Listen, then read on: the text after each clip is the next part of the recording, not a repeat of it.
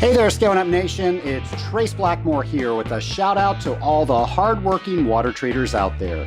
You deserve a partner who's just as dedicated as you are. That's why I want to introduce you to my friends Sarah, Drew, Dave, and the rest of the crew at North Metal and Chemical Company. North Metal isn't just about delivering high-quality chemicals, they're about delivering exceptional support from experienced professionals who understand our industry inside and out. Their unmatched service means they're ready to ship your Northwest brand chemicals when you need them, no matter the challenge. With their commitment to small businesses and long-term partnerships, North Metal and Chemical Company is here to help you succeed every step of the way. Visit scalinguph2o.com/north today and learn how they can support your water treatment goals. Once again, that's scalinguph2o.com/north. North Metal and Chemical Company, serving the water treatment industry since 1921. Hey there, Scaling Up Nation. It's Trace Blackmore, and I want to highlight how Aquaphoenix Scientific is innovating water treatment. Whether you need precision testing or advanced technology, they deliver solutions that make water treatment smarter and more efficient. Their technology brands, Aliquot, Flight, and TankScan, are leading the way in connected water treatment. Aliquot simplifies data management, Flight ensures reliable remote monitoring, and TankScan optimizes tank level management. Aquaphoenix Scientific believes in a tailored approach, working closely with your team to customize solutions that meet your unique needs. That means you get solutions that are designed specifically for you, ensuring you achieve your goals. So if you're looking to modernize your water management, head over to scalinguph2o.com/APS. Once again, that's scalinguph2o.com/APS. Aquaphoenix Scientific, your one-stop solution for smart water and chemical management. Welcome to the Scaling Up H2O podcast, a podcast where we scale up on knowledge so we don't scale up our systems. I'm Trace Blackmore, the host of the Scaling Up H2O podcast. And Nation, one of my favorite things to do is to observe things out in the world and come on the Scaling Up H2O podcast and then share them with you. So what recently happened in the life of Trace Blackmore that I am going to share? Well, I made meatloaf last night. And I know what you're thinking, Trace, we don't want a meatloaf recipe. And don't worry, I'm not going to give you one. But whenever I make meatloaf, or whenever I hear the word meatloaf, I don't think of the 70s artist, no. Hopefully everybody understands that reference. I know I'm getting older, but Meatloaf was an artist in the 70s, Paradise by Dashboard Lights. Anyway, I digress. I'm talking about meatloaf, the meatloaf that you eat. I have a delicious recipe, and my family enjoys it, even though everybody thinks they won't when they eat it, because it's meatloaf. And then they say, wow, this is some of the best meatloaf I've ever had. Why is it? It's because I smoke it. And that's all I'll tell you about that recipe. But that's not what I want to tell you today. What I want to talk about is what I'm reminded of when I hear the word meatloaf.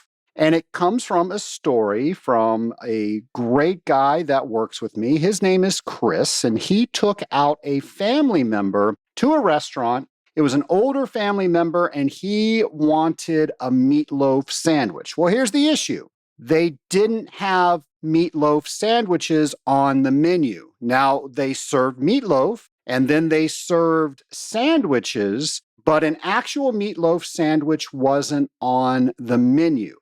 And the issue was when the lady was ringing it up, there was no button to hit that said meatloaf sandwich. Now, Nation, the reason I am telling you this is because I am a huge fan of processes and procedures. I have shared shows with you about processes and procedures.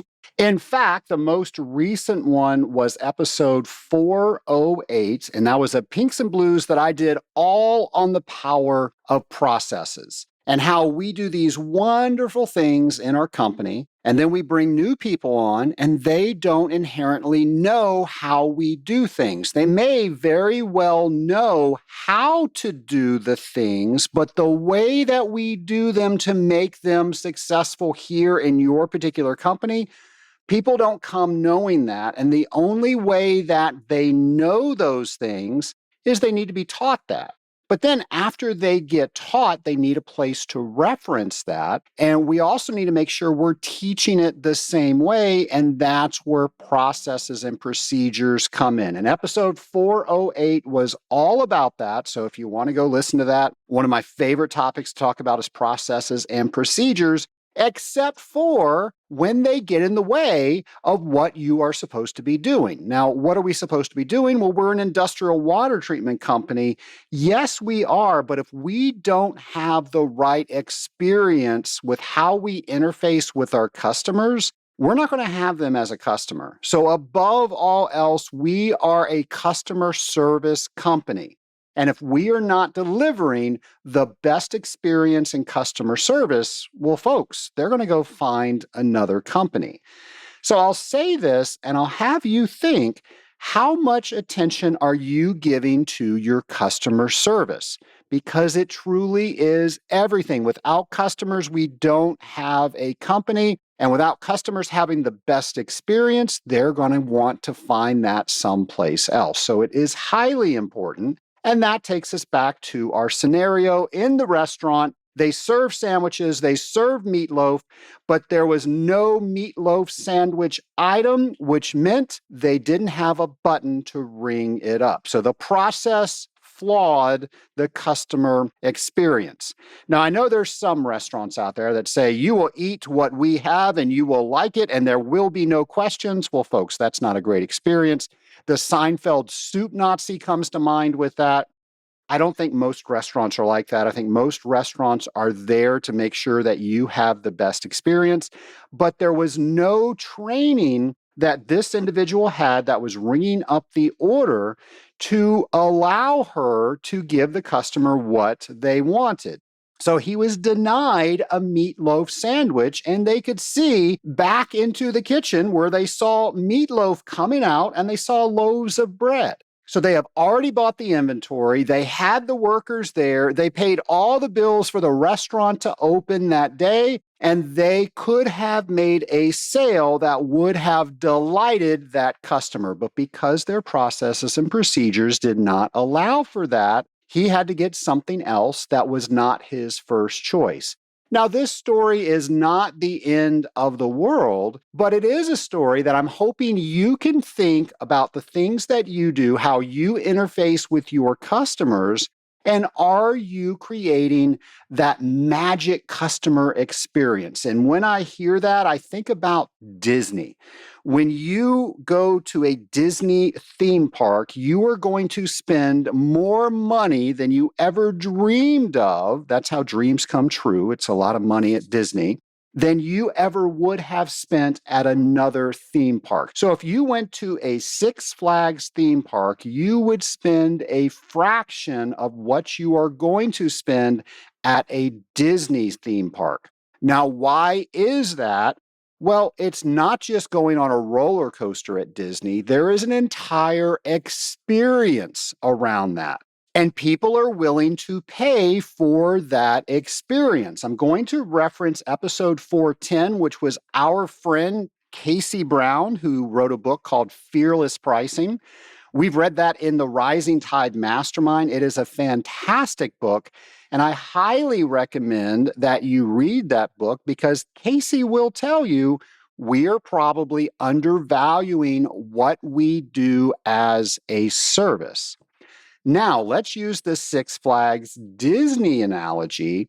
Disney can charge more for their service than other companies because of that experience. So now when you're creating your processes and procedures, I'm going to urge you to make sure that you are thinking about the customer service experience because people are willing to pay for that. And a benefit of that is most people aren't listening to their customers, really understanding them, and they're not able to charge more because they're delivering that service, which means you've now upped your game to all of your competition.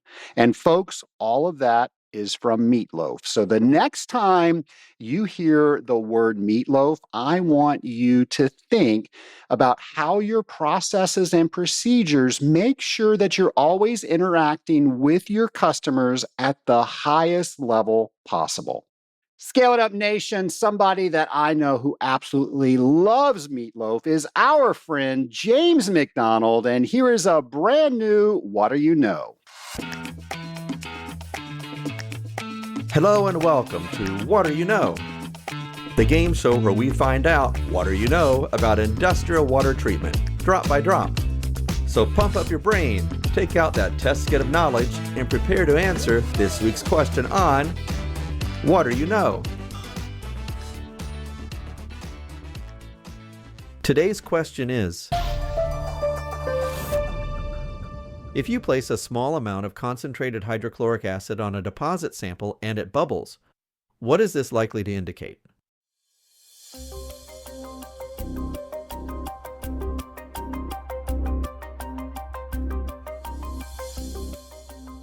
It probably indicates the presence of carbonate salts.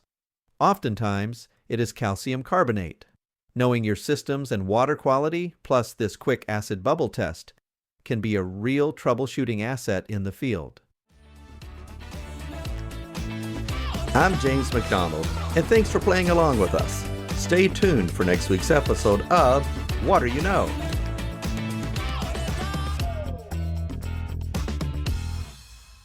Well, thank you, James. And Nation, if you want to get caught up on all of the What Do You Knows, you can simply go to scalinguph2o.com, go over to our show notes pages, and we have absolutely every What Do You Know from the 2025 year. Lots of people are playing along, and lots of people are playing on our social media. So if you were not connected with us on LinkedIn, please fix that today.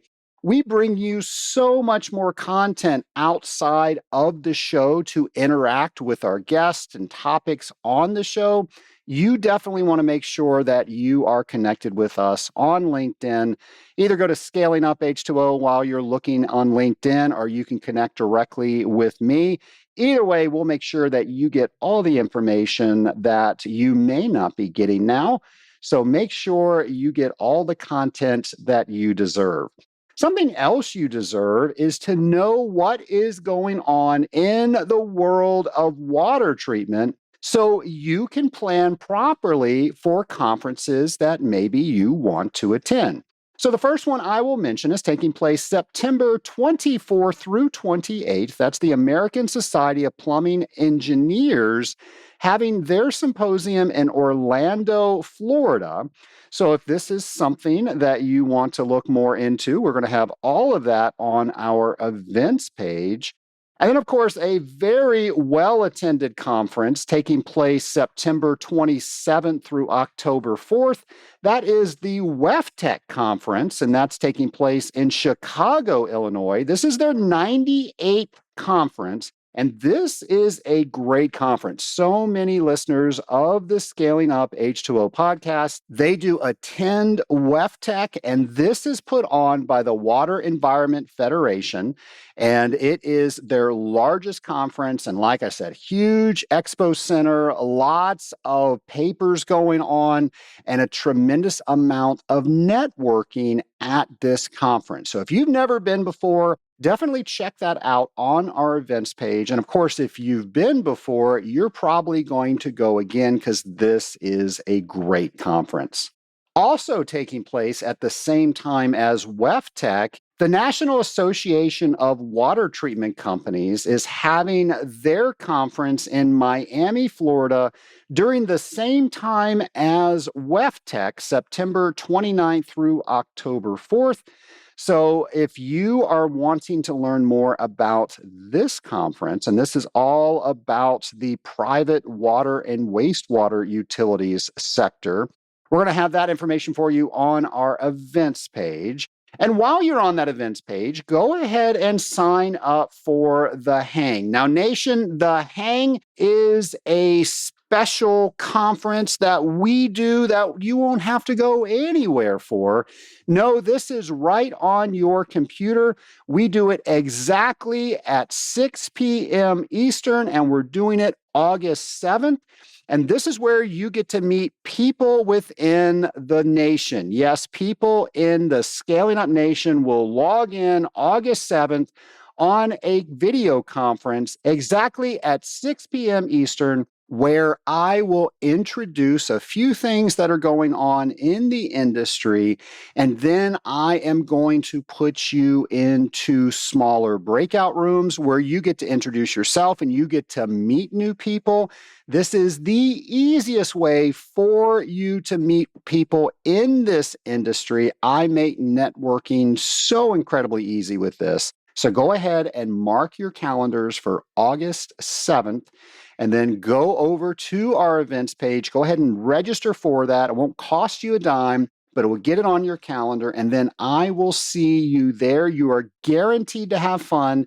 You are guaranteed to meet people. And I will guarantee that you will most likely meet somebody that has the answer to that question that you can't get answered. Or maybe you haven't even thought of that question yet. And then down the road, you have that question, you have that issue, and you remember the person that you met on the Hang, and you got their contact information. Or maybe you stay in contact with them on a regular basis because the Hang was just so awesome, you met a new best friend there.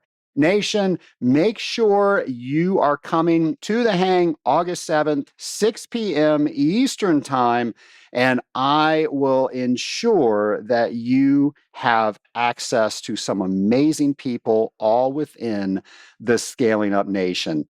The last event I'm going to mention is a holiday. It is called World Rivers Day, and it is observed annually on the fourth Sunday of every September. And this is simply to bring awareness of all of the things that our rivers bring to us and allow us to do. So we're going to have information about World Rivers Day on our show notes page, also on our events page. But that's taking place September 28th. Remember, it's always the fourth Sunday in September. And a lot of people will go out and they will do cleanups. They will do some sort of volunteering. So, Nation, maybe that's something you can do. Maybe you can do it individually. Maybe you can do it as a company. But it's a great way to increase public awareness and responsible stewardship when it comes to our rivers. Well, Scaling Up Nation, we're going to go right into our interview, and here it is. My lab partner today is Brian Liotta, Director of Marketing and Product Development at USALCO. Brian, welcome to the Scaling Up H2O podcast. Thank you. Well, it's good to have you on. Of course, we see each other around convention time for AWT, but I realize you also used to live here in my hometown of Atlanta. I lived in Atlanta for 32 years, and I still consider myself to be a Georgian, even though I've been on the West Coast for 25 years. We will take you back anytime, although I will say we enjoy not having you as part of our traffic problem. Well, I enjoy not enduring the traffic problem. Atlanta is a great town, and it has experienced explosive growth, particularly since the Olympics. And unfortunately, the traffic has gotten a little out of control, but there's plenty of other reasons to call Atlanta home. Well, like I said, we'll take you back anytime. And yeah, I've been to other cities and nothing really compares to Atlanta traffic. So I'm envious you don't have to deal with that on a regular basis. Well, before we get started into talking about PFAS, I was hoping you could enlighten the Scaling Up Nation a bit about yourself. Well, really, I'm just a commercial guy in the chemical industry trying to make a living out of California. I work for a great company that's doing very well, and I've got an awesome wife named Anne. This summer, we'll celebrate our 24th wedding anniversary. I've got a beautiful daughter named Grace who just turned 20 years old in December, and I can't believe it's been 20 years. everyone's healthy and happy. And I really don't have too much to complain about these days. That's a great way to be. Brian, how did you get into the industrial water treatment industry? So I grew up in Atlanta, as we established, and I spent the first 7 years of my professional life there. And growing up, my dad was a professor of chemistry at Georgia Tech starting in 1965 until just a few years ago. So science was kind of all around me when I was growing up. And through his tenure at Georgia Tech, I met a guy who got his doctoral degree in the late 70s. And I think my dad was his faculty advisor. And that guy went on to become the president and CEO of Mayo Chemical, which was in Smyrna, Georgia. And that gentleman gave me my first start in the industry. So I went to school for industrial marketing. And when I called him up and asked him if he had a job in sales, the deal he put on the table was, you can come work for me in sales, but you got to work in my plant for 6 to 12 months so you can actually learn how this whole thing works. So I started pretty much as close to the ground floor as you can get, driving a forklift and washing drums, and I worked my way up from there.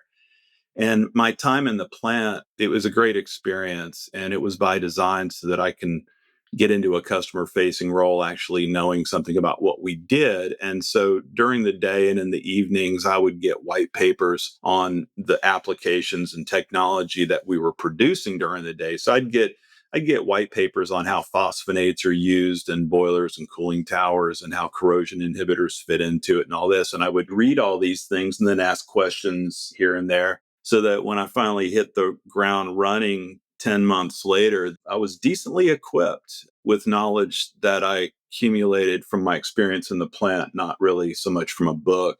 And that's how I got started. And I was in manufacturing for 10 years. And then I jumped the fence over to distribution for another 20 years. And now I'm back in the manufacturing thing again.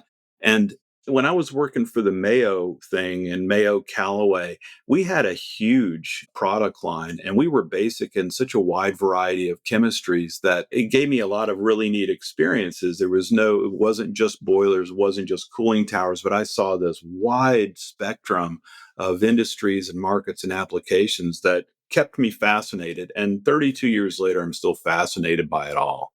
So, you recently gave a presentation for the Association of Water Technologies about PFAS. How did you get involved with that?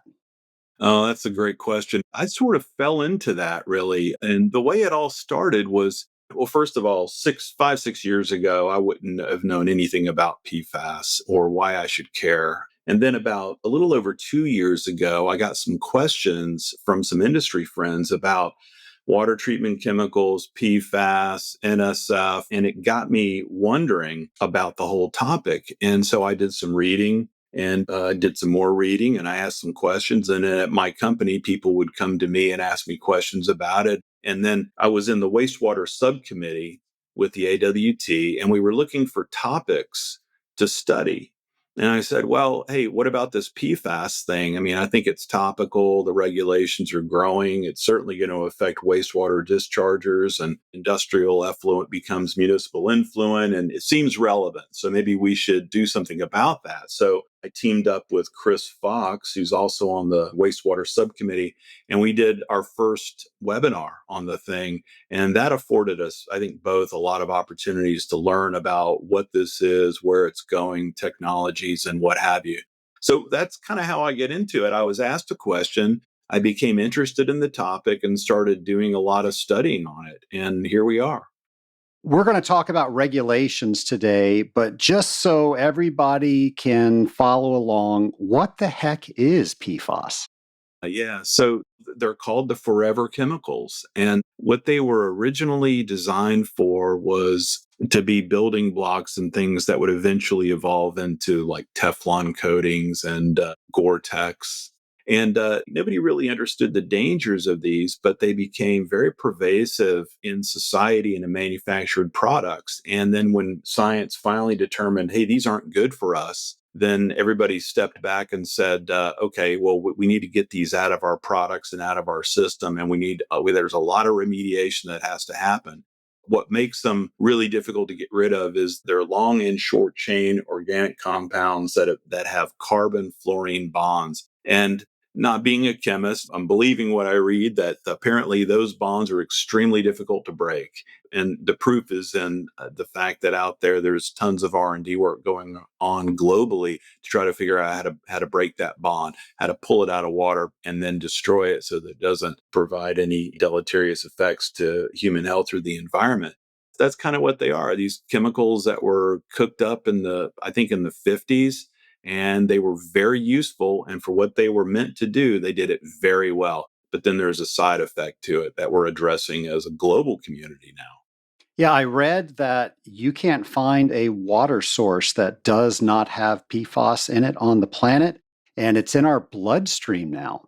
Yeah, it's scary. The statistics that I most recently saw said 97% of Americans have a trace of PFAS in their bloodstream. I would imagine you would have to pretty much live off the grid somewhere. And I mean, not even get Amazon deliveries, but live completely off the grid to not have encountered this. But even then, it just gets into everything, it seems. You were speaking specifically about the regulatory landscape around PFAS. So, where do we start with that? Because there's a lot coming out and people need to know. Yeah. Well, I'd say probably the most significant thing that's happened in recent memory is in April of last year, after years of studying the problem, the EPA finally issued drinking water standards that it's been written into law now. And so they have the final, what they call the national primary drinking water regulations for 6 PFAS compounds. And it establishes legally enforceable maximum concentration levels for these substances in drinking water. And the limit is basically 4 parts per trillion. And as in the water treatment industry, we typically talk about things that normal languages talk about ppm, parts per million, which is a very small amount of anything. But when you talk about parts per trillion, it's really staggering just how little of this stuff is a concern to the science community and healthcare providers. So that came out, and 4 parts per trillion is what we're targeting. And they don't have to meet that immediately. There's sort of a 3-year grace period where everybody has to figure out how they're going to do it and how they're going to pay for it. And then there were adjustments to the PFAS reporting requirements under TSCA. So the EPA modified, and just in September of last year, so just 4 months ago, they modified the reporting and record keeping requirements for it under the Toxic Substances Control Act. And so that allows utilities a little bit more time to prepare for compliance because they won't have to begin complying until 2025, like later this year in the summertime.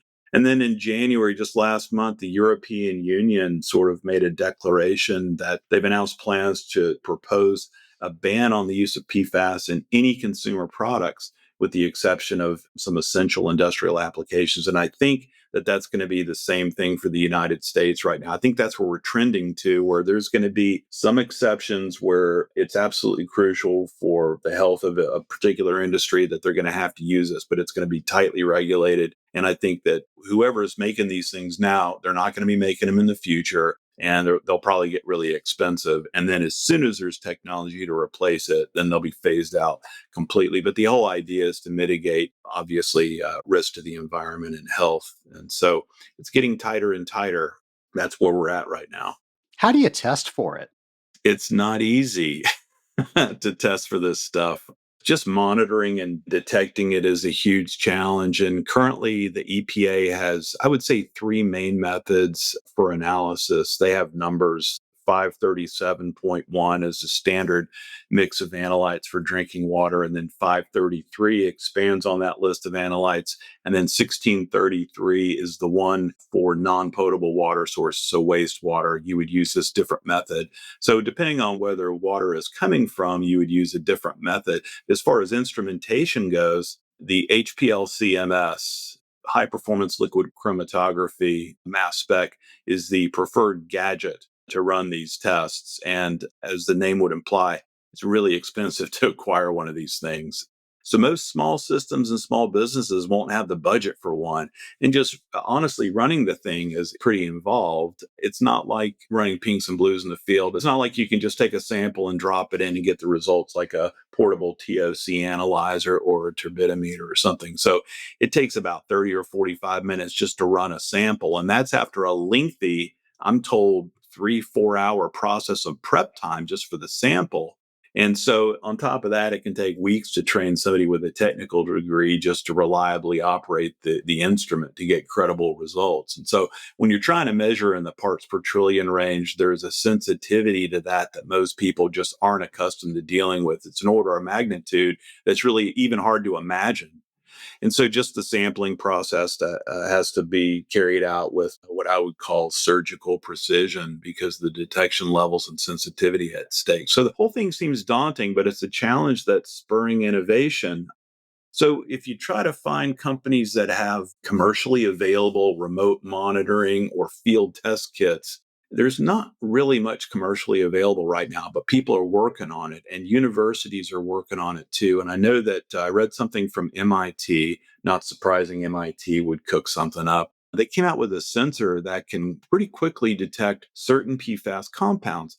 But even with that, the sensitivity is in the 200 to 400 part per trillion range, depending on the compound. So that's obviously not going to get us to the 4 ppt mark for the drinking water systems, but it's a step in the right direction. And I think that from a consumer standpoint, what I see happening is sort of a pass fail kind of test that people can do. There's PFAS or there's not, and not getting into the weeds on how many parts per million or parts per trillion are there. But I see that as something in the future. Remote monitoring, I think, is going to be the next step. Once they develop instrumentation that can measure the residuals in a timely manner, then remote monitoring will be the next thing. And we know, being in the water business, that the Internet of Things, the IoT play, it's being written into our DNA for the future. And I think the digitization, if that's a word, of all things water is part of our future. And we've been seeing it for years. I think it's just accelerating now. And I think that PFAS is spurring a lot of the innovation that's going to be part of the Internet of Things going forward. We have to be able to measure this stuff quickly and accurately and without 5 hours of human involvement. So you measure it, you find it, now you've got to do something about it. Can you explain the differences between the various treatment technologies that are out there? Yeah, well, everybody talks about the big three right now, and the EPA documents mention granular activated carbon, ion exchange resins, and high pressure membranes like reverse osmosis and nanofiltration. These technologies have been around for a long, long time, and they're proven. They all have their pluses and minuses. And I'm going to try not to get in trouble with anybody because I've got a lot of friends in the carbon business and the resin business and the RO business. So I'm going to try to keep this non commercial and even keeled. But the GAC thing works really well for long chain PFAS molecules. And if you remember at the beginning when I was describing this, there are various chain links. The long chain stuff seems to be easier to grab. The shorter chain stuff tends to be a little slipperier. And from everything that I've read, there are some activated carbons that do a fantastic job of abating most of this stuff, but the short chain stuff tends to slip through. So some of the limitations are that you can get a little breakthrough and you got to change the media out depending on the PFAS concentration. But carbon acts by adsorption.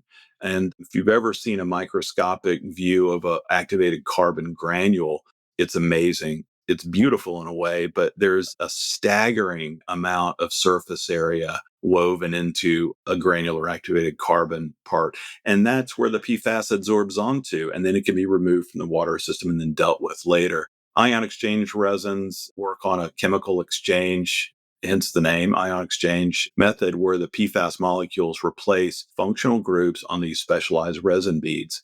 And if you've never seen ion exchange resin, if you have seen caviar, I tell people it looks kind of like caviar, little tiny beads, and you put it into a vessel like you would with carbon, and it will pull the PFAS out. And there are selective resins that can target specific PFAS compounds, so that could be handy.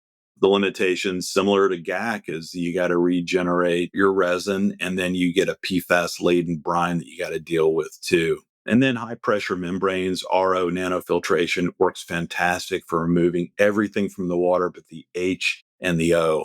And so there's a physical separation that takes place there where everything is being held on one side of the membrane and just the H and the O is going through. But just like the other two, then you've sort of kicked the can down the road a little bit because you've got a concentrated waste brine that has to be properly managed. And RO isn't the cheapest way to go either. So very effective, but it can be spendy. So those are the main three that everybody kind of talks about, but there's lots of other stuff being incubated out there. And none of these three address the destruction problem, which is the other half of fixing this global issue, is not just pulling it out of water, but then making it go bye-bye forever. And there have been some studies with granular activated carbon where it can be regenerated through a thermal process, and that can eradicate a portion, at least, of the PFAS. Again, I don't want to get in trouble with the carbon folks out there, but from everything I've heard and read from the scientific community, it does destroy some of it, but maybe not all of it. So there's still a little bit of work to be done there.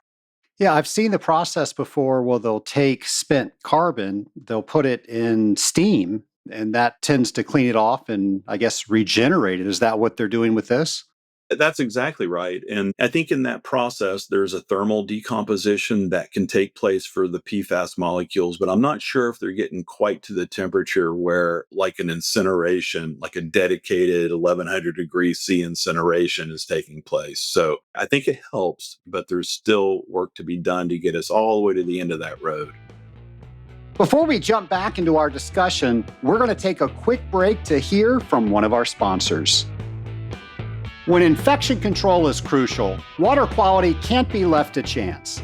Aquamedics delivers proven protection with innovative point-of-use and inline water filtration systems trusted by hospitals and healthcare facilities nationwide.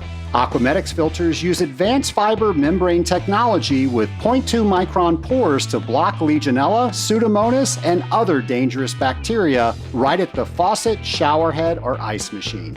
Whether you're responding to a waterborne outbreak or building a proactive water management plan, Aquamedics has the solution to safeguard your most vulnerable populations without chemicals, disruption, or delay.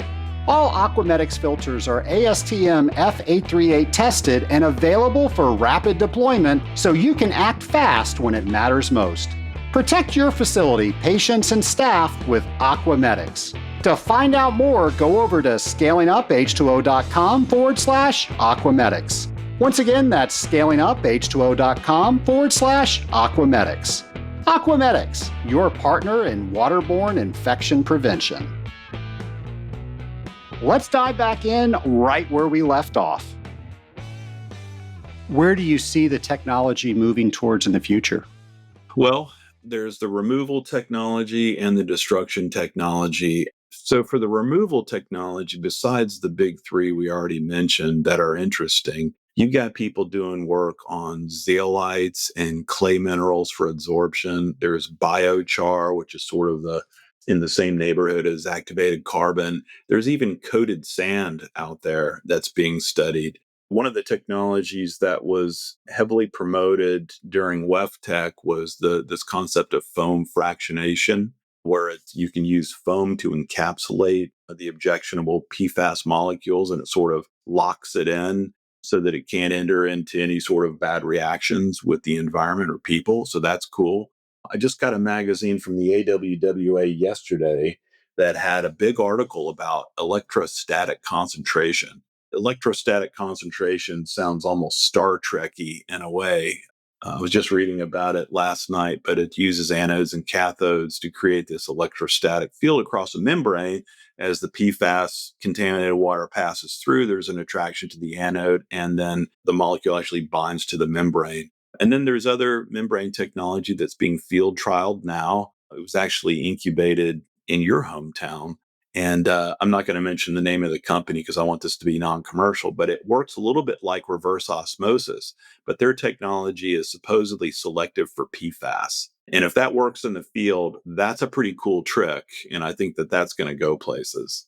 Destruction technologies that have been utilized that are interesting. Incineration is tried and true. Not particularly interesting, but it's tried and true. You burn it up and that feels pretty good. But there's limited capacity currently to do that. So if we had to rely on incineration alone, I think we would have to build more incinerators, essentially.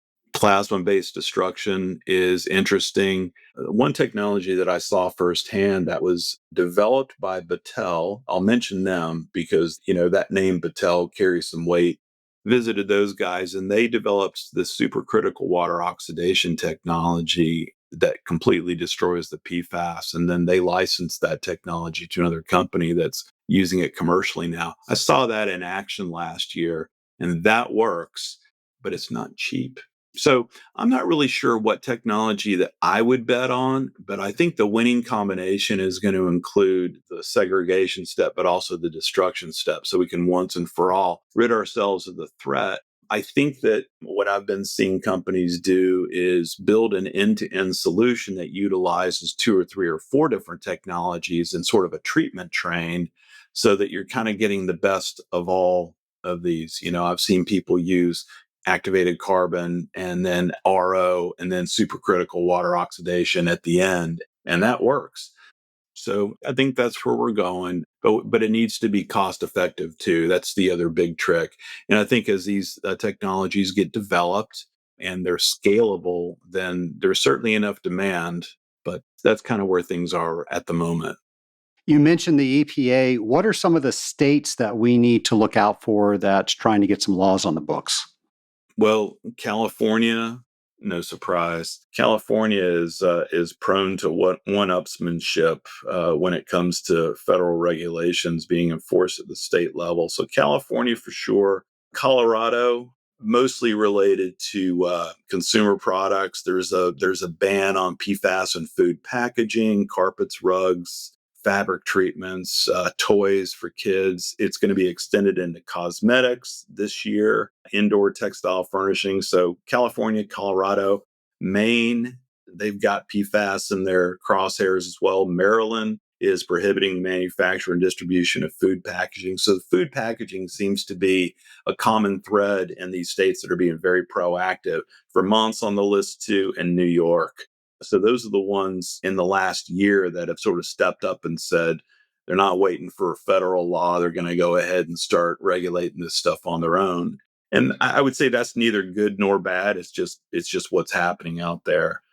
I think for the benefit of industry, though, we need to balance the need for public safety and environmental stewardship with a model that enables industry to still survive and thrive and create jobs and continue as a viable business. So the way the federal government handles that should be very interesting in the next year or so. Brian, there's this thing out there called the Chevron Doctrine. What the heck is this? The Chevron effect. So basically, that comes from this 1984 Supreme Court case called Chevron versus Natural Resources Defense Council, which gave federal agencies a lot of power to interpret what were considered ambiguous laws at the time. And that helped agencies like the EPA set regulations on issues like environmental protection, including PFAS. But that was overturned in a case in 2024. And the implications of that are that basically the federal government is going to kick down the interpretation of some of these laws to the state level. So that decentralization could have a major effect on the way PFAS regulations are interpreted and then implemented. So I think that means slower regulatory action because now the states have to mull it over and decide what it actually means. I think you're going to see more legal battles. I think there's going to be uncertainty for business. I think it just brings a lot more uncertainty to it. But on one hand, letting the states make their own decisions in a lot of cases is not a horrible thing to do. It brings the decisions closer to the people and the voters, and it feels a little bit more democratic maybe to do that. But that's what it is. So the Chevron Doctrine basically got overturned last year, and those are the implications for the PFAS regulations. If you can access your crystal ball, where do you see all this going in the next 5 to 10 years? Well, just in the last week and a half, we saw the current administration put a hard stop on a proposal from the previous administration to start regulating effluent, industrial effluent. So we saw the effluent limitation guidelines being something that was going to pull industry into this thing, kicking and screaming possibly. So that's on hold now. And so the effluent limitation guidelines are not going to be something we're going to have to directly deal with in a widespread way. But I think as a new administration comes in, it's typical for them to pump the brakes on widespread regulation so they can have their own people study it and decide where to go from there. So I think that there is going to be effluent limitation guidelines that become written into law in the next 3 to 5 years. I think that that's just necessary. The degree to which they're going to be really onerous and difficult for industry to deal with is the big question mark. But I think there's going to have to be limitation guidelines. On the existing limitations on drinking water at 4 parts per trillion, I could see, and this is an opinion that's probably not only my own and time will tell, but I could see the current administration relaxing that a little bit to make it a little bit more economical to hit. So maybe the 4 parts per trillion becomes 40 or 400. It's still a really low level, and there's still going to be opportunities to sell technology and to sell services and things to abate that. But I can see a relaxation of that 4 PPT to something a little bit more attainable. And I think that the technology that's been incubated around the globe, I think there's going to be a consolidation of that. And I think that it's going to become more economical as people sort of refine what is being worked on the bench scale right now. So if someone is tuning in and maybe they're just now learning about PFAS, what's your advice to them? Is this an industry person or is this just a housewife or who are we talking about? I would say that this is a new water treatment professional that just got into the industry and they're trying to learn everything they can about industrial water treatment. And we just threw this on top of it. Okay. Well, I'll tell you, what I would tell that person is number one, regulation drives our industry.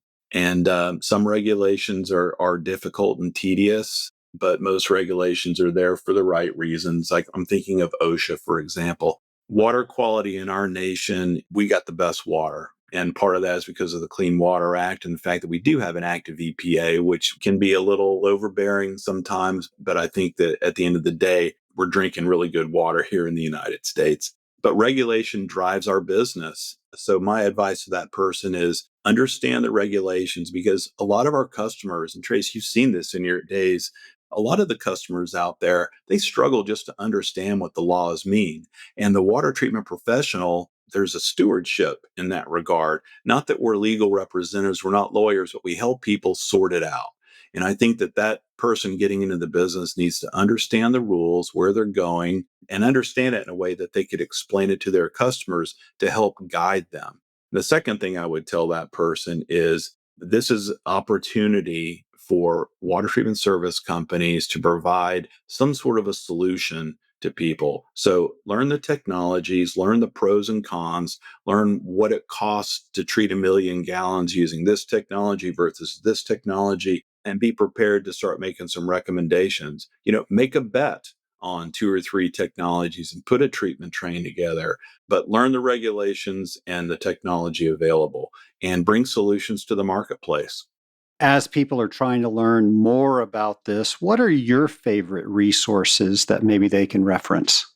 So, as far as doing your own research and learning about this, I think the first place I would recommend is going to the EPA website. And you can just Google EPA PFAS and you'll be blown away by the amount of material there.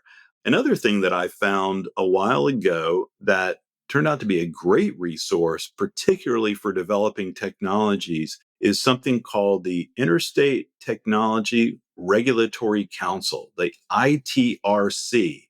And if you Google that and then go to their PFAS homepage, you will be treated to a plethora of information about PFAS. And I would say between those two resources, the ITRC and the EPA, you'll be good for several weeks, even if you're a fast reader. Brian, you and I are in the same generation. Can you say the word plethora without thinking of the Three Amigos? I cannot. All these Gen Zers are wondering what the heck are they talking about. Great movie, folks. You need to go watch that. Well, Brian, thank you for coming on and sharing all of your research about PFAS. And we'll be sure to put the references that you mentioned on our show notes page. But I do have some lightning round questions for you if you're ready for those. Uh-oh. Go ahead. All right, so point values are doubled. So hang on. Here's your first lightning round question. If you can go back in time and talk to your former self on your very first day as a water treatment professional, what advice would you give yourself? I would tell myself, and I would give this advice to any young person getting into any business, is don't forget to ask lots of questions. And I think people, including myself, especially early on, maybe hesitate to ask questions. They pop into our head because we're afraid of looking silly or like we're not quite up to speed. But asking questions is a great practice. And some of the smartest people I know ask lots of questions, and people appreciate it when you do, because it's a sign that you're interested in whatever they're talking about or doing. So ask questions. I love that advice. I wouldn't have a podcast if I didn't do that. That's a great point. Brian, what are the last few books that you've read? It's few and far between I get to actually sit down and read a book, but I did read a couple of books recently. So the company I work for is headquartered in Baltimore, Maryland, home of the Orioles, if you're a sports fan. And the Orioles had a shortstop, famous guy named Brooks Robinson. And I didn't know anything about Brooks Robinson, but I was talking to one of my colleagues at USALCO, and she learned that I met my wife on an airplane during a business trip coming home from San Francisco in 1999. She thought that was really a cool story. And she said, "Did you know that Brooks Robinson also met his wife on an airplane?" So she bought me his biography, and I ended up reading that, including the part about how he met his wife on a flight somewhere. So I read the Brooks Robinson autobiography. And if you're a baseball fan, it's really a good read because he's a real down to earth fellow. And then another book that I read recently, a lot drier, is a business book called Measure What Matters. It's about OKRs, objectives and key results. I did it to, try to be a better manager. Probably the most interesting book I've read lately is called This Is Your Brain on Music. And I'm a huge fan of music, all different genres. And this book explored the science of how humans connect with music, like how music affects emotions, memory, and brain function. And that was fascinating. So those are the three books that I've read. And to be perfectly frank, it took me it was like 2 years worth of reading to get time for three books, but those are the last three I've read. When Hollywood makes a movie about your life, who do you want cast as Brian? My first question would be, why in the world would they want to do that? Why would they not? This is going to sound goofy, but I think Adam Sandler, because I think he's got a good sense of humor, and I think he'd be a good box office draw. But he doesn't seem to take himself too seriously for all the success that he's had in his career, and I like that about him. So I would pick Adam Sandler. Final question. If you could talk to anybody throughout history, who to be with and why? I'm assuming we would have a scaling up podcast time machine that would enable me to do that without screwing up the future by interacting with these people. I actually have access to Doc Brown's flux capacitor and the DeLorean, and no time paradox mode has been enabled. So no issues at all. Fantastic. Well, in that case, because I love music so much, I would go back to the 40s. And I would want to sit down with Charlie Parker and Dizzy Gillespie, who kind of invented bebop. But if it could only be one person, I'd fast forward a few years and sit down with Miles Davis, because that guy reinvented the jazz sound like 6 times in his career. And it's a big enough feat to succeed in one genre, but to reinvent several and be successful in each is an unbelievable accomplishment. So I think talking to Miles Davis about his philosophies and how he became inspired into all these new directions would be pretty fascinating to hear from him directly, I think. Well, Brian, I want to thank you for coming on the Scaling Up H2O podcast. I know we've all learned a lot, and I'll be sure to add those references to our show notes page. Well, thank you for having me. Thank you, Brian. And Scale It Up Nation, it is hard to turn on the news today. It's hard to look through water treatment content without hearing the term PFAS. Now, 10 plus years ago, we did not hear about this very often. In fact, I want to say it was the International Water Conference, which was the first place I saw papers in regards to PFAS. And then after that, it seemed everybody seemed to follow suit. And now we're all talking about PFAS. I had a local radio station call me up and ask me to talk about, hey, what is in our water? And should we be concerned? So that might happen to you. What are you going to tell your customers, your neighbors, all those things about PFAS? People know that you are in the water industry. And a lot of times people will ask us what it is that we do. They may not understand exactly what it is exactly that we do, but they will pick up on the term water. So they will ask you water questions. So I think episodes like this and all the things that we do on a day-to-day basis helps us make sure we are educating people properly and making sure that we're getting the best information out there. So, Brian, thank you for coming on the show, talking to us about PFAS. And Nation, if you want some more information about PFAS, we've had several people on the Scaling Up H2O podcast talking about this topic. We'll, of course, reference those on our show notes pages. So if you want to know even more, the Scaling Up H2O podcast is a great way for you to educate yourself. And Nation, there is so much information, there's so much content out there that it should not be difficult. Whenever you have a topic that you want to research, you should be able to find that fairly easily. However, the challenge is what information do you believe and what information do you suspect may not be the best information? So listening to podcasts like this and previous podcasts on topics that we are bringing to you, the Scaling Up Nation, is a great way for you to take our guests' opinions and their knowledge and then apply that to what you're reading online so you can get more accurate information and you not only know what to share through our guest, you know how to share that information. And that is tying in directly to what I was talking about in the very beginning. How are we elevating the customer experience? As industrial water treaters, a lot of times customers know exactly what they need, they know exactly what they want, and they can tell us that.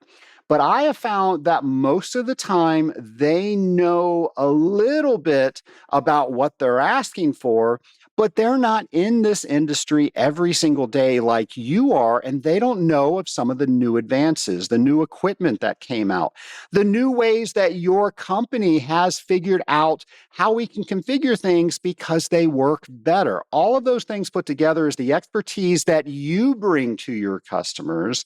And Nation, because you're bringing that expertise to your customers, when they are asking you for something specific and you know of a better way, or maybe you know some better questions to ask so you both can get to that better way, start asking those questions. That's that customer service experience that I was alluding to earlier. And when you do that, you are now creating a better product, a better outcome that neither of you would have gotten to on your own because you are collaborating and because you know how to ask the right questions, because you know how to collaborate, you're going to get a better end result. You're going to get a happier customer, and most likely you're going to get a referral from that, which means you're going to get another customer, and now you are growing because you are taking care of that customer, and you are staying on top of all the latest trends and technologies within our industry. And Nation, I am trying to make it as easy as possible for you to stay on top of that each and every week on the Scaling Up H2O podcast. Nation, if you have a show idea or a guest that you want to hear on the Scaling Up H2O podcast, go to scalinguph2o.com, go over to our show ideas page. Let us know who that is or what that topic is. We will make sure to try to get that on the podcast for you. Nation, this is the podcast for water treaters by water treaters, and we want to make sure that it is one of the best resources that you have out there when you are driving from account to account. Nation, I hope you have a great week, and I will have a brand new episode for you next Friday. And Nation, it's not just going to be a regular episode. Oh no, we are going straight into Legionella Awareness Month. Yes, Nation, each and every August, we celebrate what we know about Legionella and water pathogens so we can do our job with spreading that education out to the entire Scaling Up Nation so you can spread that information out to your customers and your customers can make the best decisions when it comes to Legionella and waterborne pathogens. So next week, we're going to be celebrating all the knowledge in Legionella Awareness Month. Until then, have a great week, folks.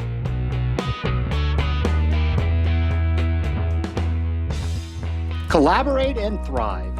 At the Rising Tide Mastermind, collaboration is key. Work alongside like-minded professionals who are eager to share insights and strategies. Together, we achieve more. Join us and experience the power of collaboration. To find out more about the Rising Tide Mastermind, go to scalinguph2o.com/mastermind. Once again, that's scalinguph2o.com/mastermind. Find out if the Rising Tide Mastermind is right for you.